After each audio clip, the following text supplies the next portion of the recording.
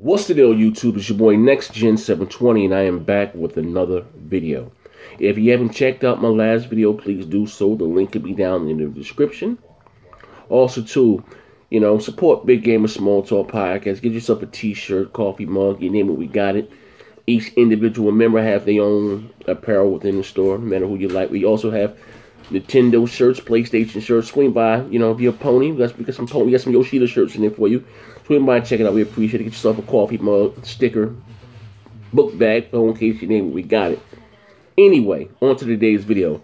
Also, so I'd like to send my condolences out to the 16 families that lost their loved ones in this tragic snowstorm. Like, this snowstorm is serious. Now, I just got a news alert on my phone. 16 people lost their life. Like, that's bananas. We haven't had this type of snow in a minute. It's like I thought it was gonna be like 6 inches. Sometimes when they over exaggerate, say we're gonna get like a shitload of snow. We get be like 4 inches. Man, it's like 2 feet of snow outside. It's serious. You know what I mean? Anyway, on to today's video. This is my fight review of the Danny Garcia Robert Guerrero fight. First 4 rounds of the fight, Robert Guerrero was putting the smoke on Danny Garcia's ass. He was applying effectiveness, like effective aggression. You know what I mean? He was cutting the ring off, making Danny Garcia very uncomfortable, making it a Robert Guerrero fight. You know how Robert Guerrero fights: chin down, hitting your chest, hit over your chin, just hitting you wherever it landed, which is making it very, very uncomfortable for Danny Garcia in there. I thought, but what happened was, I say after like the 6th round, like a true champion does, Danny Garcia made his adjustments. He started to box and started to stop looping his punches and showed me another wrinkle in his suit. He started throwing the straight right hand down the pipe, like straight right hand, left hook. See, the thing with Danny Garcia, a lot, he loops his punches, And that's why a lot of, from the outside looking, that's why a lot of fighters want to fight Danny. Actually, he's a draw too. Brings a lot of money. Has a decent fan base. But he looks very vulnerable outside of the ring. You know what I mean? He does a lot of these flat-footed, wide hooks. So, he looks very vulnerable. A lot of people, I guess it's easy. It looks easier than what it is because it works for him. He's undefeated, 2-time champion now. But as I was saying, Danny Garcia made his adjustments. And he was landing and hitting Robert Guerrero with some hard right-hand left hooks.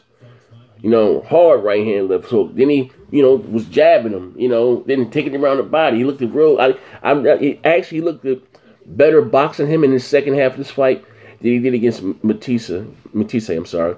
And like I said, it's impressive because, Robert Guerrero's a southpaw. Like, he really was, as soon as his back hit the ropes, boom, spin, get out of there, spin, get out of there. But then when, Robert was still trying to cut the ring off, he was coming in not behind the jab. Like, he straight abandoned the jab. Like, I don't know why. Like, he was using like a pawing jab. He wasn't even trying to land it. Like, a jab is your first line of defense. Like, you got to get through the forest. That's your first line of defense. And he was like, I've been not using his jab. And then when he would get on the inside, he was smothering his work. For those who don't know what that means, smothering your work, like, he was too close to get his punches off. Like, he wasn't able to land anything effective, You got to give yourself punching room. If you're going to get in close, you still got to leave yourself some room to, be able to punch and, hurt your man.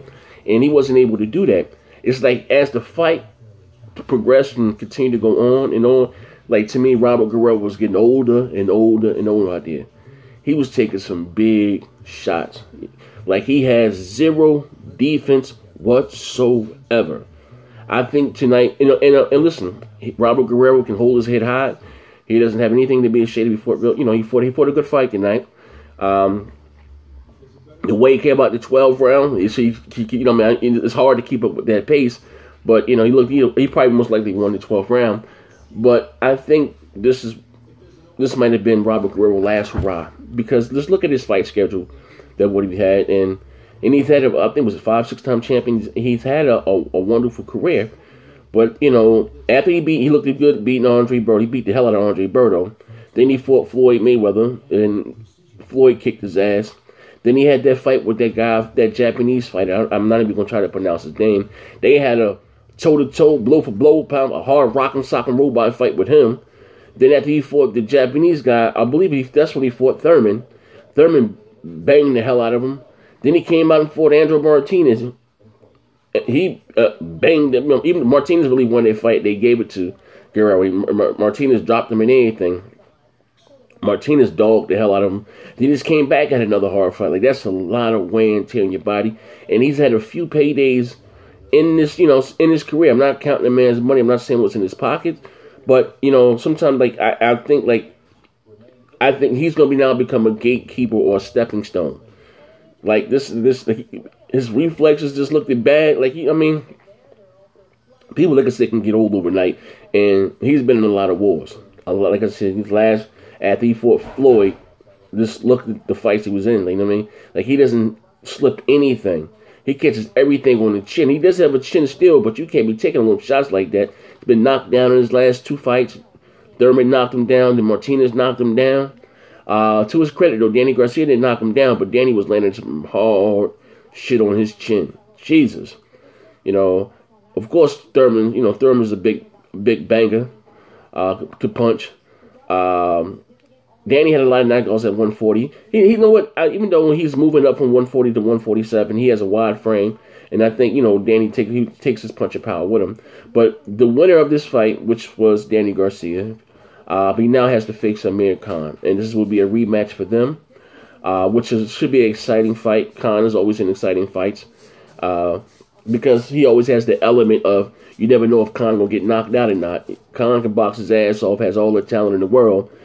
Do me a favor. You can pause my video right now, then come back to this video. Just go to look at right now. You're on YouTube. Just look at. You don't look at the first 3. The only fight only went 4 rounds, I believe. But look at Amir Khan versus Danny Garcia. You'll see exactly what I'm talking about. And Amir Khan was whooping Danny Garcia's ass. Like, literally was whooping his ass. Danny Garcia had the look of, like, just, discouragement. Like, he was like, oh, man, I'm out here to get my ass whooped. But he coped. But like I told you, like, Danny liked to throw a lot of his punches wide. He hit Khan. I don't know if it was an over looping right hand hook or left. It was just wide. He hit Khan like on the side of his neck. Fuck Khan. Excuse my French. Rock Khan snap like he like that flatlined him.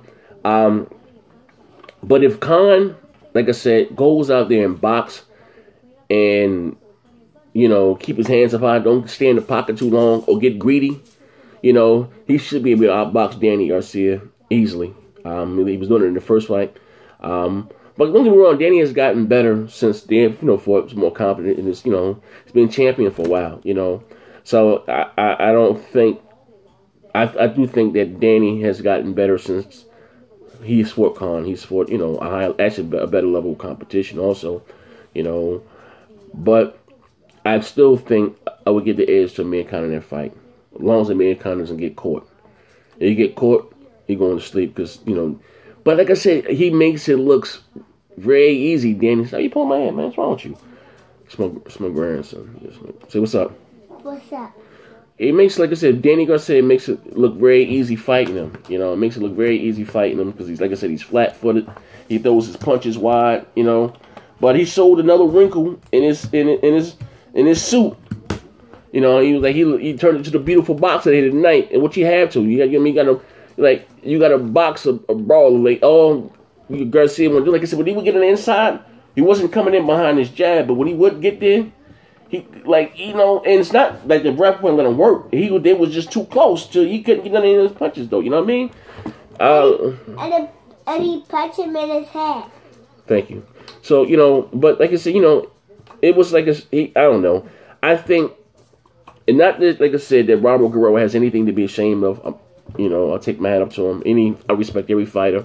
But I think, hey, shut up, chump. I think that at this point right now in his career, he's made enough money. He's been a champion a few times. He's had a hell of a schedule.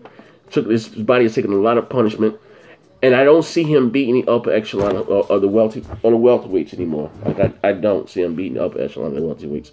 So they're going to use him as a stepping stone, or as a for the younger fighters, like Earl Spence right now will probably do him. Earl Spence, that would be which will be a perfect fight for Earl Spence if Guerrero would take that fight.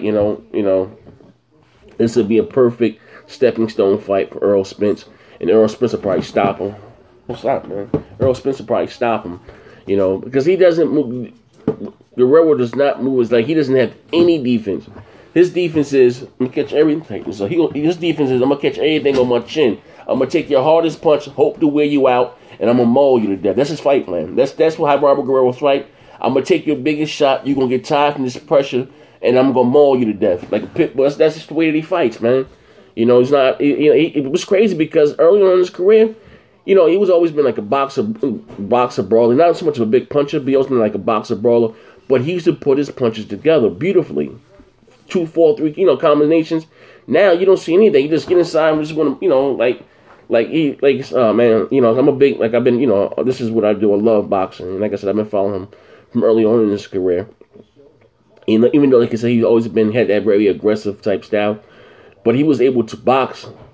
So, I don't know if it's his reflexes. He's just not the old Robert Guerrero that he used to be. And like I said, he's right at this point in his career, I think he should hang it up, because he has nothing else to prove. I don't think he's not gonna be the upper welterweights anymore. He's not, right? And I'm not saying that Danny is not good, but he's not the most talented welterweight out there. He's not. I'm just being honest.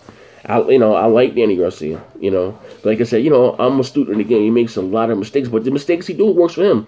Ali made a lot of mistakes. Roy Jones made a lot of mistakes, But but it is what it is. But anyway, this is your boy Next Gen 720. Good fight overall. So on channel 5, I don't know what's, I'm in Jersey, so me is channel 5. Fox, not Fox Sports, Fox. I think the last fight they had was Mike Tyson versus Buster Mathis. So shout out to PBC, man. Al Heyman. Shout out to him. All these great fights that this would have been on HBO or Showtime. It's been on free TV. How could you hate on that, man? But this is your boy Next Gen 720. I'm out of here, man. Bang bang.